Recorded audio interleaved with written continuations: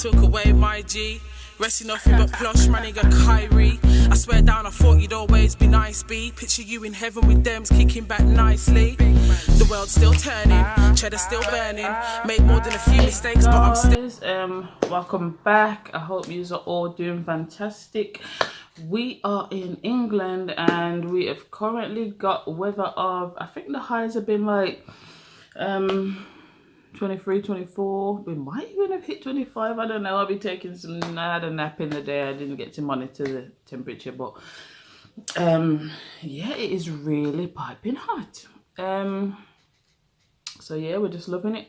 But today, I'm not here to talk about the weather. I'm here to talk about something called a tongue tie. Yeah, it happens in babies. Tongue. It's basically where that little string thing that you've got underneath your tongue that connects your tongue to the bottom of your mouth is too short. It's tiny. It's not long enough, and your tongue basically becomes attached to the bottom of your mouth. Like, because it's attached and it's the strings holding your tongue to the bottom of your mouth, you can't do anything with it.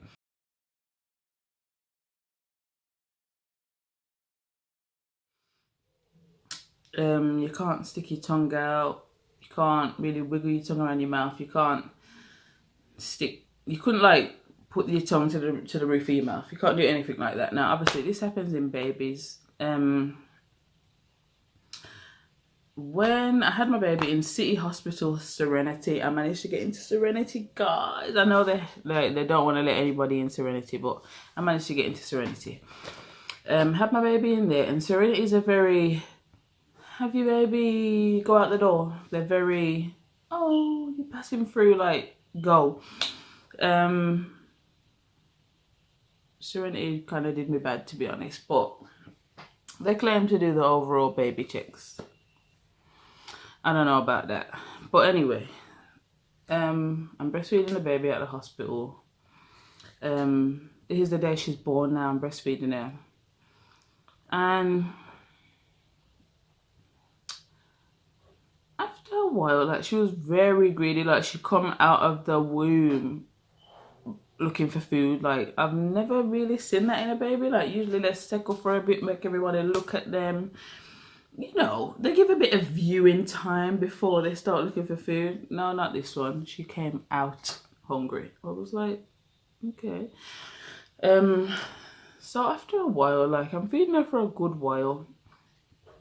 I'm not thinking everything of it. Obviously, I breastfed my first time and I had no issues. It was a-okay. It was great. I did all these breastfeeding positions. I did all these techniques. It was amazing.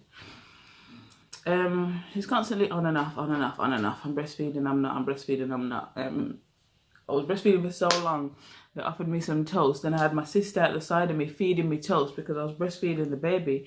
It was ridiculous, but anyway. I'm not seeing nothing wrong, but I did notice that after a while, the breastfeeding really started to hurt. And when I say really started to hurt, I mean excruciating pain. So I'm thinking, I'm not saying anything to anyone, but I'm thinking, this hurts. But obviously, it's February 2019 at the time, and I had my last baby in May of 2017. So not that long ago, like, it's not even been 2 years yet. And I think I would remember if I had this pain when I was breastfeeding. I didn't. I'm thinking, all right then. A fly's just come in here. Sorry. It's gone. I'm thinking, did I have this pain when I was breastfeeding the last time? But I'm not saying anything. I'm just internalizing what's going on. I'm watching the situation. I'm thinking, okay, then I don't recall this, but let me just see how it goes. So obviously, it's a newborn. I'm feeding every bloody 5 minutes. Every time I'm feeding, I'm in this pain. So then I think, you know what? Let me say something to my sister. Like, something's not right. So she's going, oh, breastfeeding hurt for her, blah, blah, blah. Where's the gel that I had? So I had this all-natural breastfeeding gel, but the gel is for, like, cracked nipples, soreness. I'm like, this ain't cracked nipples. It's day one. My nipples ain't cracked. This is pain. Like, it's a pain coming from the I don't know where it's coming from, but it's not external. It's Okay, it is external because it's the nipple, but it's not a, there's a cut, I'm bleeding, it's cracked pain. It's a, ow, something's happening, like a pinch me pain. So, obviously, when you have a baby, your first midwife visit is supposed to be the next day. If you have your baby on the 4th, the midwife's day on the 5th. I had my baby on the 21st. When was my baby born? Sorry. She was born February 21st. Sorry, when you have all these kids, you forget the date. No, I'm only joking. But yeah, I did. That was a genuine forget. February 21st, I had the baby. Now, Serenity sent me home at midnight. I do think to myself, am I an idiot? I should have said no. But anyway, I went home. I did want to get out of the hospital. I did want to go home. I wanted to get out of the hospital. I had things going on in the background and I needed to go. I just needed to go. I had stuff going on in it. I needed to go home and I wanted to take my baby home. I didn't want to be in there. I felt rushed out the door. But for my child's safety's sake, I should have said no. And if I could relive that situation, I would have said, nah, I'm staying till tomorrow and that's just it. You can put me on the ward, do whatever. I'm not going home so late. It's February, it's cold, but anyway. Back on topic now. So, I'm in this excruciating pain. So when I got the nipple cream, I tried it anyway. Even though I knew it wasn't for what I was feeling, I tried it anyway to see. So your midwife's supposed to come out the next day. The next day, I'm waiting. Nothing. I get a phone call. Oh, we're outside your house. I'm like, get outside my house. No, you're not. I'm in my house right now. What are you talking about? Oh, we've gone to blah, blah, blah. Basically, they've gone to my old address, which is stupid because when I had my last daughter, I was still at the address that I'm at now. So how have you gone to an even older address 2 years later? Like, you don't need to get your paperwork together. Why have you even still got that address on file is the most bizarre thing in the world to me. But anyway, we're not talking about the City Hospital midwives. They're not even the City Hospital midwives. They're Birmingham City Council midwives. So they're not even supposed to be coming out because my address now is currently in Stanwell. So they're supposed to be sending out Stanwell midwives, but like I said, we're not going to talk about them. So they've gone to the wrong address. They said, oh, all right then, we're going to get someone from somewhere to come out. That won't be until tomorrow. So I'm thinking, but I need answers as to the pain that I'm in. But I stick it out. I'm a trooper. Feeding the baby. I'm dying, guys. I'm dying. The pain that I'm in, like, thinking about it now is borderline. I can feel it, like, it's bringing me back to that place just talking about it now. And I'm thinking, yo, I remember the pain that I was in. So the baby's got to eat, so I'm just pushing through it. I'm feeding her, but I'm in a lot of pain. So anyway, the midwife eventually makes it on the 23rd. So she comes in and the first thing I'm telling her when she says, have I got any questions, is what is this pain that I'm in? So I start to describe it. She said, oh, when the baby's sucking, it seemed like she's putting in extra effort. And I said, you know what? Yeah, because when she's sucking, I can see her cheeks, they're going in, which means, you know, like she's really trying her best to get something out. But when I squeeze it, there's milk there, so it's not a struggle for milk, it's just a struggle to get it out. And then I said, she said, does she have a problem with latching? I said, well, she latches fine for a bit, but then she keeps coming off. I have to put her back on, she's coming off, I have to put her back on, she's coming off. So I said, her latching is, you know, it's neither here nor there. She said, oh, when she's sucking, after, like when it comes out, what do you notice about your nipple?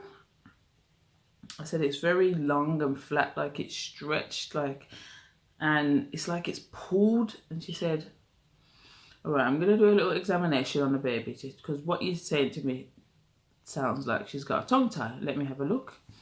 She literally peeked in the baby's mouth. Immediately she's got a tongue tie. She pretty much can't move her tongue. The tongue during breastfeeding is essential. How it works is, I think I'll put a little video, a little diagram. How it works is the baby's tongue comes out under the nipple, the top lip goes over the top, and then it's like a motion around the nipple, and basically they need the tongue in order to breastfeed. Now, she essentially hasn't got that. The tongue can't come out of her mouth, she can't move the tongue, so this is why I'm in so much pain, because she's using her lips as the suction point, and it's excruciating. But like I said, I've never heard of this, so I would have, unless I spoke to the midwife, I would have never even considered this a thing. She said, oh yeah, I'll put in a referral, but I'll put in a referral for her, but the referral can take up to 2 weeks. Now, I'm thinking 2 weeks in this pain, like, is this woman kidding me? Like, so I said to her, is there no way you can like fast track it? Like, what am I gonna do? 2 weeks, this is ridiculous. She said, you know, it's the best we can do. I said, you know what, put in a referral, but at this point I'm fuming. Like, I'm thinking, what can I do about this anyway? So I'll keep breastfeeding and pushing through. I didn't want to use the pump because it's the same pump that I used 2 years ago. And when I used that pump, my milk flow became so extreme, it was too much to handle. Like, I've seen people say they want more milk. I needed less milk. It was too much. Like, it was a milk bath. With every step I had milk coming out all over my clothes, in my bath, on my bed, everywhere I had milk. So I'm scared now. I'm scared to use this breast pump. I thought, you know what, enough's enough. I'm gonna have to try the breast pump. So I get out the breast pump, I start using it, and I noticed that it's not as painful, so you know, I'm getting a bit of relief now. But then obviously I'm thinking, when I had my first daughter, when I started using the pump, like, I kind of overdid it to the point where I started relying solely on the pump and stopped breastfeeding. And when I went back to breastfeed, she was like, no, what's this? I don't want this, I want the bottle. And it was heartbreaking, because obviously not only is breastfeeding convenience, but it's a very big bonding experience for mother and baby. So she wouldn't accept back the breast anyway. I had to literally stop breastfeeding and just use the pump. She would not breastfeed. I would put the breast in her mouth, she would cry. So I had to use solely the pump. So that was devastating. So now I'm scared to just use the bottles, because I'm thinking, when she does get the tongue tie and I go back to breastfeed, she's not going to want it.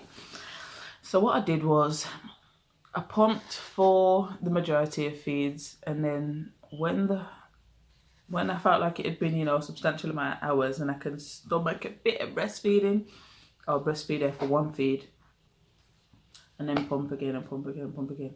Now, when I breastfeed her for that 1 feed, it wasn't that bad at that point, because I wasn't doing it as often. It wasn't that bad, so I could breastfeed. I was breastfeeding twice a day, pushing it. If I use like one time the left side, one side, the one feed the left side, one feed the right side. So from that now, the next midwife comes on day 5. You're not gonna believe it, she also goes to the wrong address. At this point, I want to do somebody something, because I'm thinking, what's wrong with these people? Anyway, this midwife is lovely Jamaican lady. She doesn't say, oh, we're gonna come tomorrow. She says, all right, I'm on my way to you now. So she comes to me. So she basically bosses me on some information and tells me that if I contact, what's that hospital called? If I contact Heartlands Hospital, contact their tongue tie clinic, I can basically speed up the process. She said that when you tell them that your baby is solely breastfeeding, they like that. They want to encourage mothers, especially younger mothers, to breastfeed. So when they hear that, they'll pretty much speed up the process of your tongue tie. Lies. Now, maybe she thought that was the case. I'm not going to say she was a liar. I'm just going to say when I contacted them, not name gossip, they said, well, they even said to me they haven't even received a referral for my baby's tongue tie. Now, I'm about to kill somebody, because did this woman not just hear that I'm in pain? What do you mean you haven't received my referral? Like, did she not see the severity when I told her that I was in all this pain? So I say, all right then, cool, jumping off the phone. I phoned up the midwife centre. I did. I got her direct mobile number. I'm phoning her. She's saying, "Oh, I'm off today. She's not in." So I left her a voicemail and sent her a text saying, "Please, did you do the referral? Because I'm now in excruciating pain." And I phoned up the hospital and they're saying that they didn't refer it. She said, "Yes, I did. I did your referral. It's gone through. Blah, blah, blah." Whatever she said anyway. So I'm at ease again. I then receive a call from the tongue tie clinic. And they tell me basically that my tongue tie appointment is... You're not even going to believe it, man. But I swear my tongue tie appointment was on the 15th of March. Now, remember I'm saying to you that my daughter was born on the 21st of February. My appointment's on the 15th of March. So that's already 2 weeks into March. And February's got 28 days. So 3 weeks and a bit, like 3 weeks and about 3 weeks and 2 days, my daughter went with a tongue tie. Couldn't breastfeed and were suffering basically. We're in all this pain. I didn't expect to be washing and sterilising bottles so early on after having a baby. I'm not going to lie, it was hard. So they gave me an appointment at Russell's Hall Hospital. I had never heard of this hospital. Like, I googled it, it was in Dudley. Got it up on the sat nav. But I remember this is 2 weeks in advance, but I'm mapping my journey already. I'm working out how I'm going to get there, when I'm going to get there, what I'm going to do. I even knew what I was going to have for lunch that day. So I did. And it was KFC. So anyway, I get to the airport. Now, sorry, rewind. In that time, I've somehow lost the baby's red book. And when I say lost, I don't mean, oh, I've misplaced it, which is what I thought the case was. I've lost it because I really have not found the red book again since it's lost. They've had to send me a new one, new red book, everything. It's gone forever. So I've got there and they're like, "Oh, have you got a red book?" I said, "Nah, I've lost it." "Oh, we're gonna need the red book, blah blah blah." So I'm defensive. I'm thinking, all right, I know silly me has lost a red book, but you're not gonna tell me after waiting 3 weeks that you need this red book and the red book's detrimental to the procedure, because I'm gonna flip on everybody. There's no way I'm going home today without this procedure being done. There's no way. She says, "Oh, I'm gonna go and talk to the tongue tie lady." She goes and talks to the tongue tie lady. The lady says that she'll contact my doctor, find out they need the red book for the NHS number. She'll find out mine and in turn get the babies. That's what I want to hear, because like I said, I ain't going home without it. So anyway, the tongue tie lady calls me after a half an hour wait. She calls me. I go in and it's this lovely lady. She's got 2 other ladies with her. She starts telling me all these facts about it. Now, I had done some research on Google beforehand and they had told me that they give the baby pain relief, blah, blah, blah, all this good stuff to put a mother's mind at ease. "Oh no, we don't give you any pain. We don't give the baby any pain relief." No, the pain relief that we would give her is already in your breast milk, so we just recommend that after we do the snip, you just breastfeed immediately. I'm sorry, what? Who? You're not going to give my baby any breast milk? I mean, you're not going to give my baby any pain relief after you're going to snip her tongue? Anyway, I begin to calm down. I can breathe again. I'm getting that out of my head. I'm just thinking better days are to come. So she says to me, "I'm going to do an assessment of what your baby's tongue can do." So they do it on like a scale of 1 to 10. So if your baby's tongue is doing 0 movements, obviously you're going to get a 0. Some movement, you're going to get like 5 or 6. And then if the tongue's A-OK, excellent, there's no tongue tie really, you've just made it up. Your baby's going to be hitting 10s. My baby was hitting 0 to 1 on the tongue movement. There was another thing that they did. They want you to be hitting 8s and 9s. She was hitting 4s. So this tongue tie was extreme end of the tongue tie, which was shocking for me that it was so extreme, because lest they had come and diagnosed it, I would have never known this. And if I didn't say to the midwife that I was in all this pain, she wouldn't have looked and I wouldn't have had it diagnosed. So when they ask you, do you have any questions, whether it's something silly like when will my baby roll over, ask them, ask the questions, because if you don't, like my husband likes to say, closed mouths don't get fed. That's what he loves to tell me, closed mouths don't get fed, when I don't open my mouth. And then I say, oh, but you could have done this. And he says, well, you didn't ask, closed mouths don't get fed. And in this situation, it's a fact. You don't ask, you don't get. So anyway, sorry, I'm getting back to the point now where they did the procedure. I was so happy when they did the procedure, but it was a lot. It was a lot to see my 3-week-old baby on a hospital bed. It was just a lot to watch it happen. They told me that they're going to swaddle her, which is when they wrap her up tightly so she can't move her arms and legs. So essentially at 3 weeks old, she was in a restraint. But obviously I'm looking and I'm watching and thinking, you know, this is the best thing for her from this. There's going to be a light at the end of this tunnel, basically. Sorry. Right, so they're swaddling her. One lady's holding her around in a swaddle, and the next lady is standing at the side. She's like, she said that she wanted to start her own clinic or something, so she was basically there as a watchman, basically. She's trying to learn something. And then the other lady is a professional who's running a clinic. She snips 100 tongues a day. So they've got the scissors out, and she said that not only does she need to snip the bit down the middle, there's 2 at the side that need snipping as well. So she's not just getting 1 snip, she's getting 3.